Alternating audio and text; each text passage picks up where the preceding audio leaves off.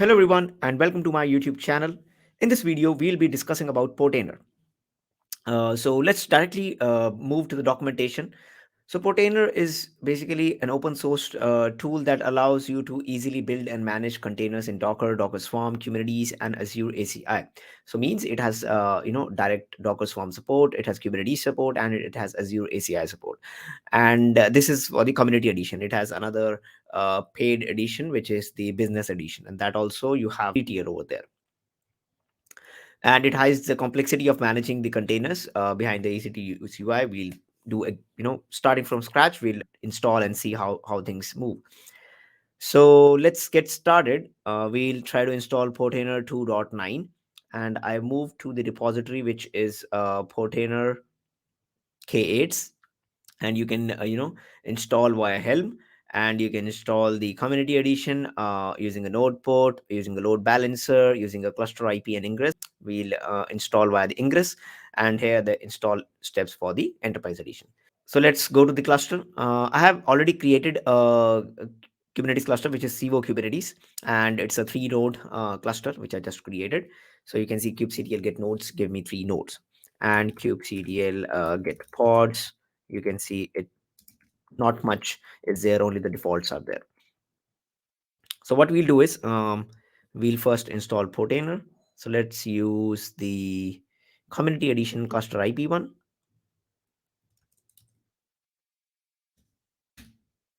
Okay, so Portainer is deployed. So Portainer is coming up, and we have Portainer up and running. So this is the Portainer server which is up and running. So before that, let's move to the Portainer architecture. So Portainer consists of Portainer server and the Portainer agent, and both are lightweight. So all these ones, they are the agents, and they can be they can be on a Docker Swarm cluster, they can be on a Kubernetes cluster, and you can see Azure ACI instance. So everything is getting back connected to the Portainer backend, which can be deployed on any container environment. We have deployed this on a Kubernetes cluster, the Civo Kubernetes cluster, and Portainer Edge as well. So Portainer Edge is connected to the Portainer backend via the tunnel. So usually the server will be taking from the agent, but when it is a Portainer Edge, then what happens is Portainer Edge will needs to just connect to the Portainer server. And yeah, here it is written. So with the edge agent, rather than the Portainer server needing to access the remote environment, only the remote environments need to access the Portainer server. So communication is encrypted over the TLS tunnel. So that is how the architecture looks like. Now let's go back to our installation, and we have chosen the cluster IP and ingress route. So this is the ingress that I have created. So regular ingress. So let's apply that kubectl apply -f ingress ctl get ing.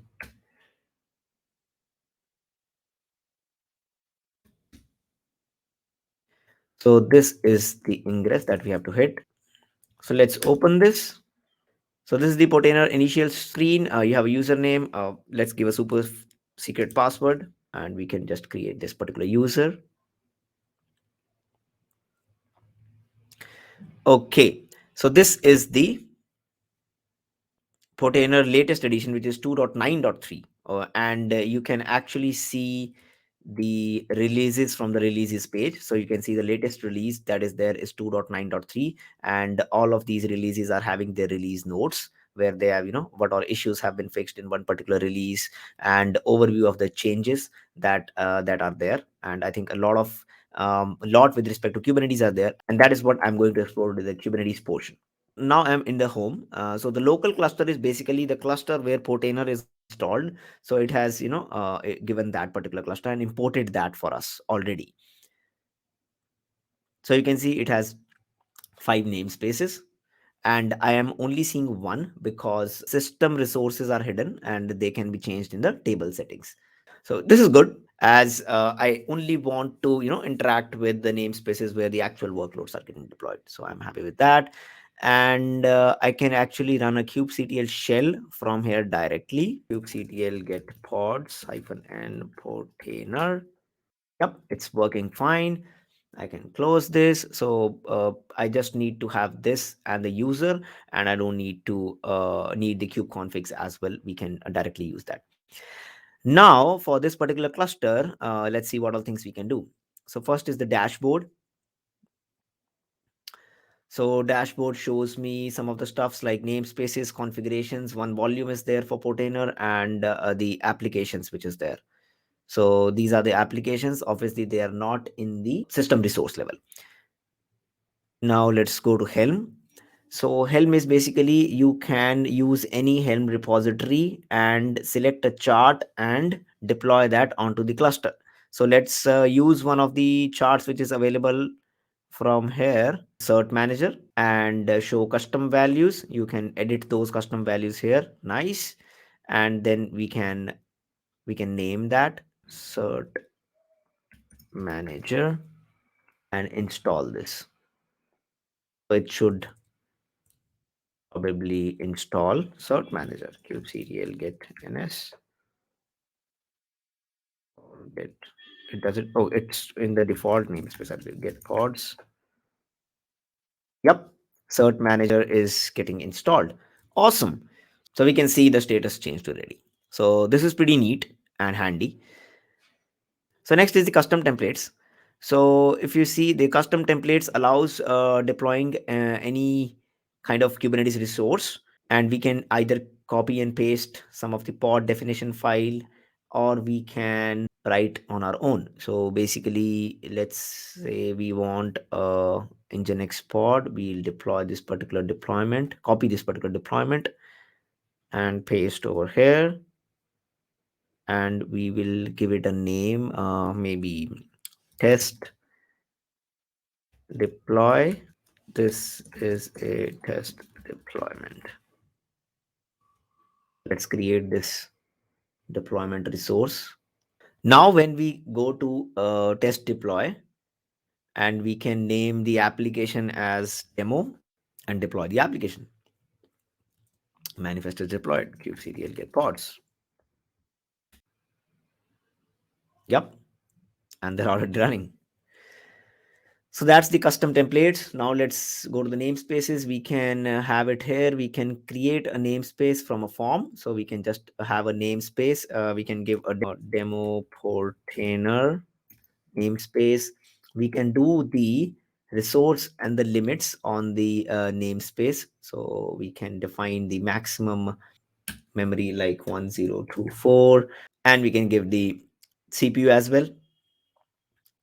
So yeah, we can set the amount of external load balancers. So we can have this feature enabled in the business edition. We can have the storage quota as well defined with respect to business edition. And so this will be creating a namespace and the resource quota that we have defined above. So that is pretty neat and handy as well.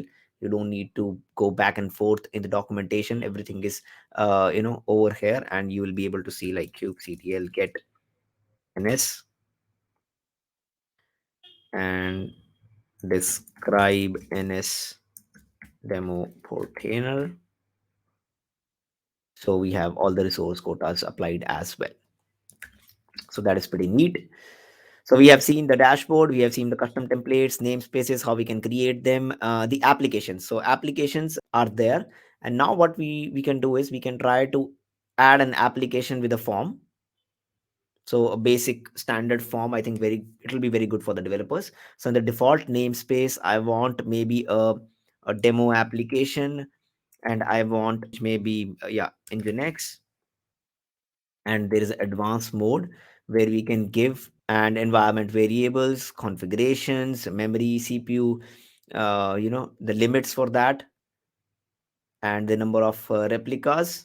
And if you want to deploy it as a daemon set, placement rule, so we can add a placement rule, and then we can deploy the application.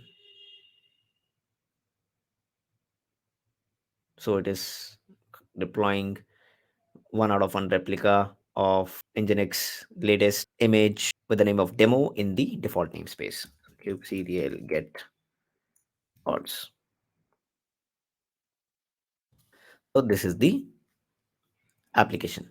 So there is another option like create from the manifest, and we can give a app name. We can directly give the Git repository URL, and the master main whatever branch it is, and the compose path if it is compose. And I think that is very interesting. We can do that as well. Give the authentication. Also use the web editor directly, or from the URL, or from the custom templates. So I think pretty neat with respect to the developer workflow, how they can create and deploy the application directly, or if they just want to directly do it from Helm, that can also be done. Config maps and secrets. So you can not only create the application and the deployments, you can also create config map and secrets. So like, demo, and in the default namespace or demo Portainer namespace, and a key can be, test, and this can be subscribe to the channel. So we can create that config map. It is created successfully. kubectl get config map hyphen n demo Portainer.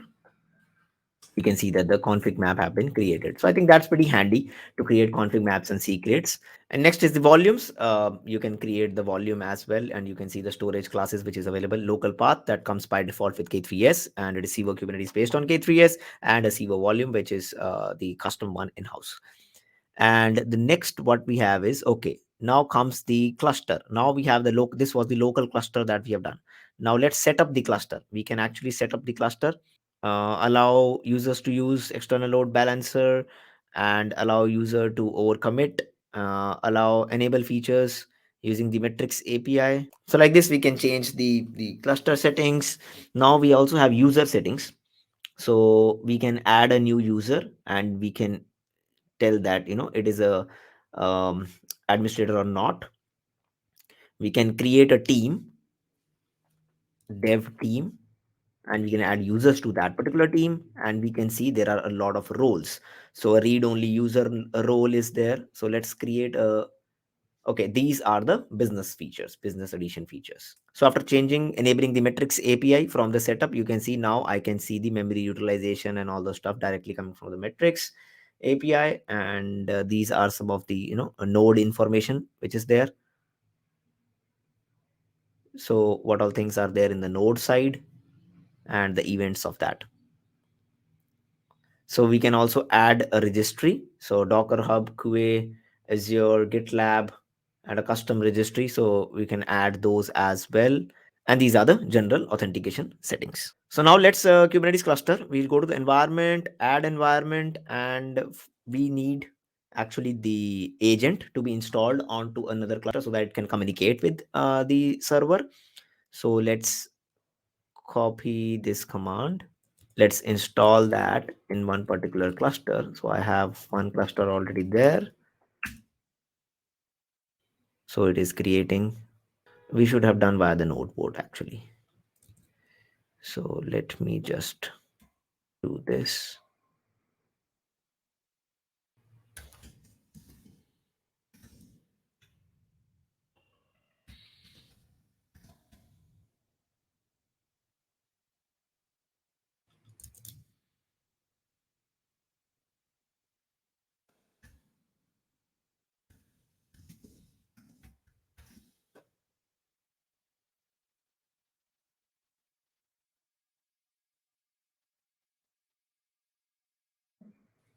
So we click next, save configuration, and I think the cluster has already come.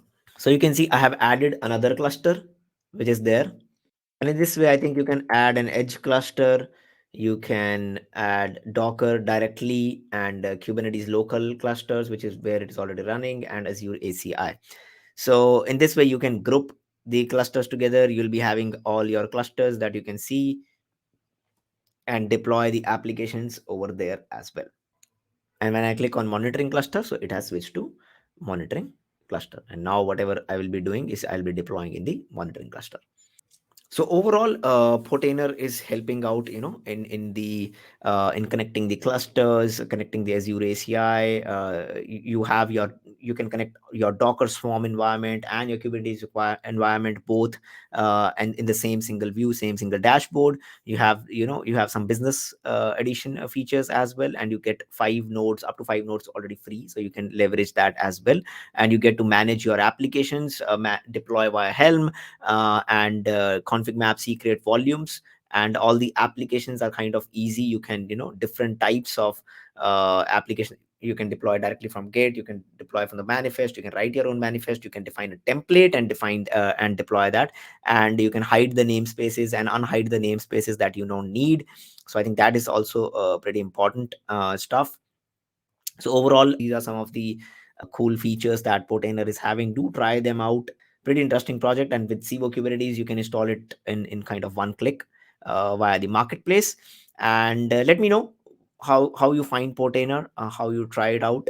And if you are interested in the business edition exploration, we can do that as well. So thank you for watching this video on Portainer deep dive or Portainer walkthrough, some of the features that of Portainer latest edition and what all things you can do. Make sure you like and share the video, comment your thoughts on that, and I'll be happy to answer. I'm in contact with the Portainer's founders as well. So if any question out there is there, we can definitely reach out to the Portainer team. They have an active Slack channel. I'll try to put all the links in the description of the video. Thank you so much for watching, and see you in the next video. Till then, subscribe to the channel.